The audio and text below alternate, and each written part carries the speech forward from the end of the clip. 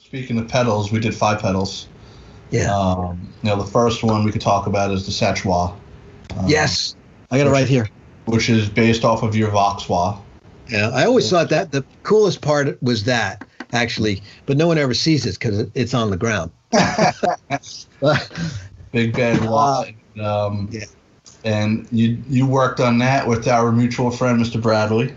Yes. Yeah, Mike Bradley. Yeah. So if you want to talk about that wah and as far as the modeling of it and how we interpreted it on within AmpliTube in your collection. Yeah, first of all, it's amazing that can be modeled. I'm still so stunned that it can be done and that it interacts with the amps in the same way, which is really cool.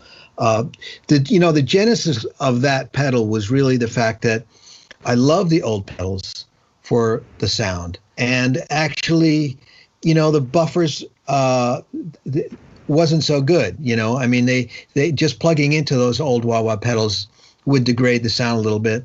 And so we knew that at the time we were making that we could do a better buffer. I didn't want true bypass. I just don't really believe that works. It's better to have pedals that have really good buffers in them. And that'll keep your signal alive way better than having a bunch of true bypass pedals plugged in.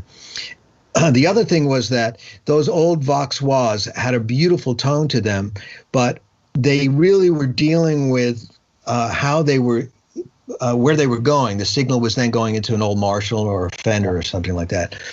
Today's amplifiers are totally different. All the distortion and everything is in the amp. It used to be on the floor if you were lucky to have a big muff or a fuzz face or range master or something like that. Different world, right, for the wah-wah pedal now.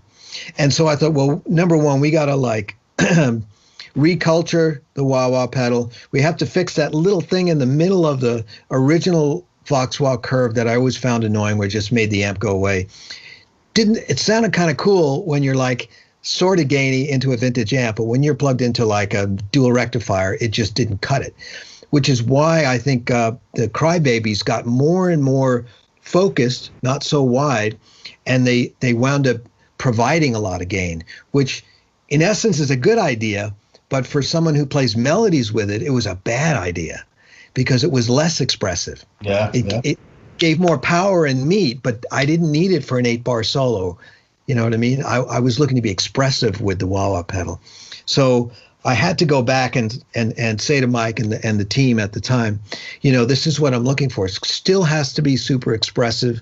So, but any way we could get the 2 inductor coils in there, any way we could, mix and match, where the curve goes to make it a super low like the 535Q, any way that we can put, I think it's like 15 dB of boost in there available whenever you want it. So they are just so important to me, those wah-wah pedals. And I really wish somebody would make them. But now IK makes it. So at least I know it's a plug-in, but at least it lives forever.